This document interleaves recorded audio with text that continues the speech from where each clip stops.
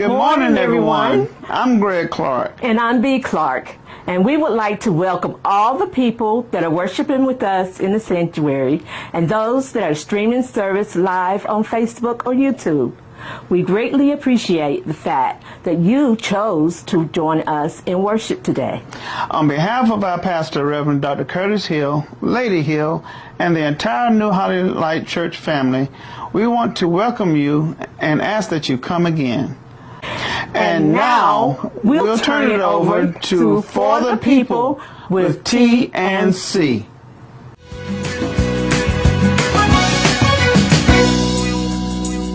Hello, my name is T. Ernie, and today I have the pleasure of interviewing Miss Crystal Noble, who is the co-president of Anderson chapter of the League of Women Voters. Hello, everyone. So, Miss Crystal, what is the League of Women Voters?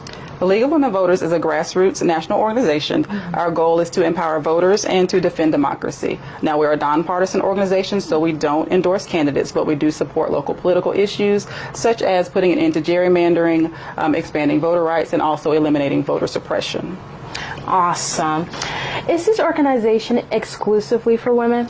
It's not. Membership is open to both men and women, and in fact, in our local Anderson League, my fellow co-president is your very own Mr. Bernard Hamilton. How can someone join the League of Women Voters? There's a couple of different ways you can join. You can go to our national website, that's lwv.org, and you can find your local league and join there. Or if you'd like to join the Anderson chapter, you can join us at our very next meeting. That's going to be August 22nd at 6 p.m. at the main branch of the Anderson County Library. All right. Now, is voting important to you? Why or why not? Yes, voting is very important to me. You know, we do a lot of talking about political issues and the things that concern us. We talk about book bans. We talk about funding going away from public education. And the people that make those decisions are our elected officials. So just by sitting around talking about those things, we're not making our voice heard. If we want to make our voice heard on these issues, then we've got to you have to use our vote. You know, our vote is our voice in this case. So it's very important that when we have these issues that we're concerned about, that we vote on the state, local, and national level to put those people in office who are really for our concerns. Yes, action before words. Correct. What are the requirements and how can people get registered to vote? In order to register to vote in South Carolina, there are a couple of eligibility requirements. First, you do need to be a United States citizen. You also need to be 18 years of age on or before the very next election. You need to be a resident of South Carolina and the resident of the county where you're registering. You also cannot be under any order that has declared you mentally incompetent.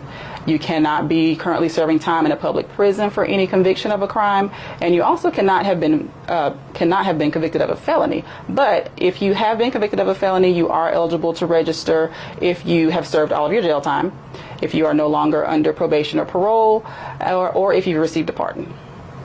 All right. Do you have any words of wisdom for the upcoming election? I do.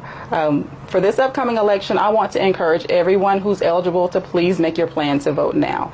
There are a lot of things at stake in this November election, and that's from our local level to our state level all the way on up to the White House. And I don't want anyone to miss out on that opportunity to make your voice heard. So there's a couple of things that I really would love for you to do in order to get ready. First, you need to check your voter registration. You can go to scvotes.org. That's scvotes.org. Check your registration there. It's going to tell you if your registration is active. It's going to tell you if your address is matched. You want to make sure you find out where your polling place is. You know, sometimes those things change and you may not know, so you need to go online to check that. A little bit closer to the election, you're going to be able to go in and get a copy of your actual sample ballot. After you've checked your registration, make sure that's all good. Please check out your early voting options. You know, November 5th, any presidential election is always crowded. It's always a busy day. The lines are going to be long. And I don't want anybody to miss out on the chance to vote because you had to go to work, or you had to go pick up your kids from school, or because you just got tired of waiting in that line so long. So look at early voting. Early voting in South Carolina will open October 21st and it'll close November 2nd. If you aren't able to get out of the house, if you are going to be out of the country, you can also request an absentee ballot. You can request that now. And when those ballots come out, they're going to send that to your house. You can send that back in. You can vote that way as well. After you've checked your ballot, after you've checked your registration, after you've looked at your early voting options, please research your candidates. And by research, I don't mean just look at the memes on the internet. Don't just listen to your grouchy neighbor next door who, yells about what the candidates are saying. Actually do your own research. I mean, listen to them speaking, listen to their interviews, listen to their speeches, listen to their debates. Go to their websites and look and see where they stand on the issue so that you can vote with the ones who align you the most. And then the last thing I would say is reach out to someone else and tell them how important it is to vote. I've given a couple of tips today, so reach out and share that with someone else so that we can all be prepared to make our voice heard when that time comes in November. Yes, thank you. Do your part. Well, folks, that concludes our Rock the Vote segment for today. Thank you so much, Miss Crystal. And remember, let's rock the vote. I'm Bernard. And I'm Centel, and these are your in-house reminders. On Tuesday, August 13th, the United Village Center will be hosting their weekly senior fellowship at 10 a.m. All seniors ages 60 and up are welcome. Sunday, August 18th will be Youth Sunday, and we are asking everyone to fill the pew. Invite your friends and family to come out and worship with us on third Sunday. Also, on August 18th, the male choir will sing at New Poplar Springs Baptist Church in Central South Carolina at 3 p.m. for their Men's Day program. Reverend Roy Scott of New Galilee Baptist Church in Walhalla, South Carolina will be the speaker. Mark your calendars. On Wednesday, August 21st, Pastor Hill will be the speaker for revival services at Mount Pleasant Baptist Church in Greenville, South Carolina at 7 p.m. To all New Holly Light members, New Holly Light is conducting the 2024 church census to update membership information.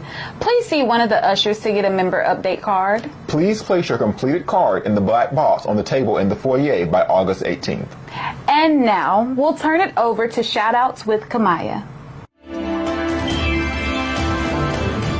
Good morning, everyone. I'm Kamaya, and these are your weekly shout-outs. In honor of the Martha Johnson Birthday Club, these members have contributed to the following donations.